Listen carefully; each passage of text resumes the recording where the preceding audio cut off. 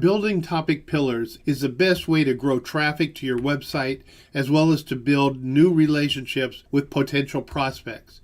What I want to do is to look at it from two different directions. First, I want to show you how ChatGPT can help you if you're just trying to create a company. You don't already have one in existence.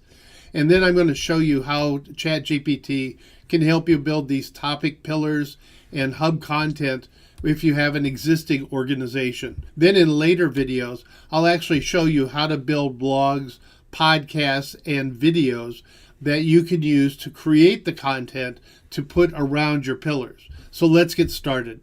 In this first example, what I want to do is I want to describe for ChatGPT the markets that I want to develop and what I want to build as my company. So ChatGPT comes back and says, yes, building a hub pillars would be a great way to build your organization. So now I'm ready to ask some questions about how to use it.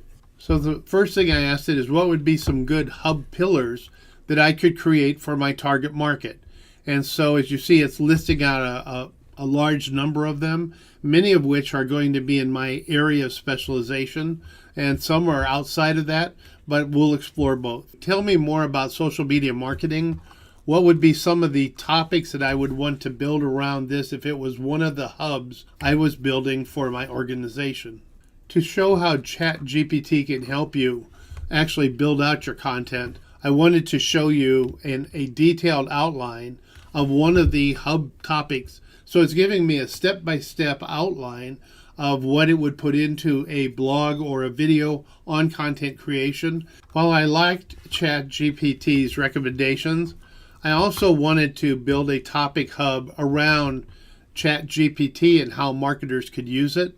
So I asked it to list that out. Now, I'd already asked it to do a detailed bullet point outline, and that's what it's doing. But now I would just like it to talk about it as a subject. So let me rephrase it. So now I'm just asking it to list different topics that it would be of interest to marketers around ChatGPT. Now, for all of these, there are some of these topics that I really don't have a lot of expertise on. That's where I want to use Follower, Wonk, and other tools to find the experts in those areas and then invite them in as guests for, say, a webinar or a discussion, a live chat on the topics that they're specialists in that I really don't know much about. For example, earlier on it talked about chatbots, and I don't know a lot about chatbots, but I could have ChatGPT help me write a blog article on it, or better yet, I could go find an expert and interview them and bring that in as a part of my topic hub around the chatbot subject. I'm not sure whether I would put chatbots in to my hub.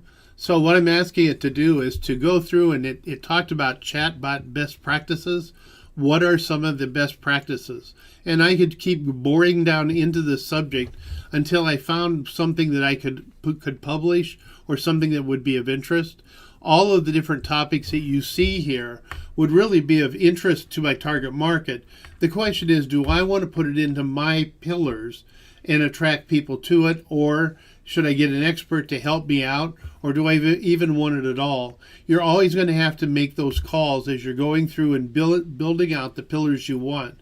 But generally, you want 2 or 3 pillars around the really hot topics. And in my case, my hot topics are going to be, how do marketers use ChatGPT?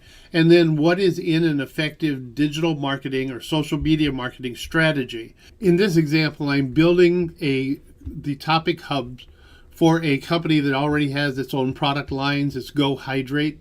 So the first thing I did is I trained ChatGPT on who Go Hydrate is. And then I asked it to list the target markets for Go Hydrate. And you'll notice one of them is athletes, another one is fitness experts.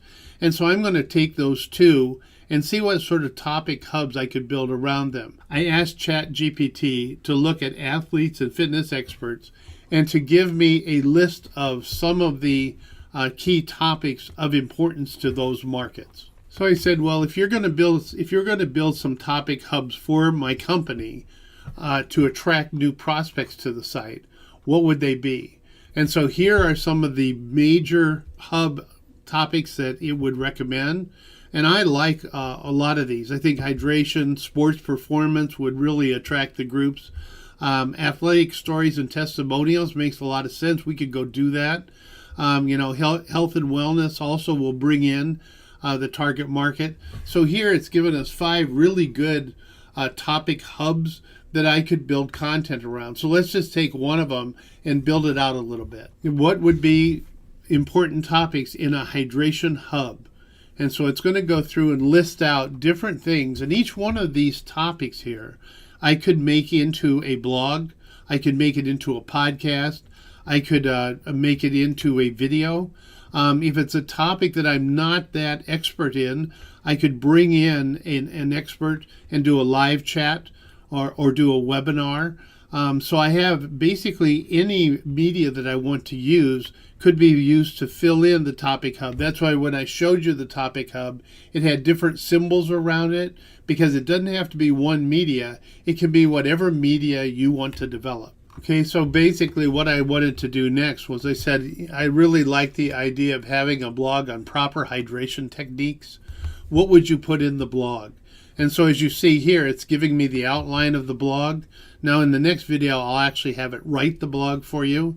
But I wanted to show you that you can really get into the details of any hub that you want to develop, the topics surrounding the hub, and then actually begin to put it together in terms of a strategy of how you would want to build that out. Remember, we build these hubs over time, so we will want to do it step by step by step, but we'll want to at least knock off the center of the hub as well as some of the topics, a couple of the topics, to get started, and then we can grow it periodically, month by month or every other month, until we get the hub completely built. So this is a way to get started building really good hub content around central themes that you're going to call the hub pillars, that are going to be of greatest interest to your target audience.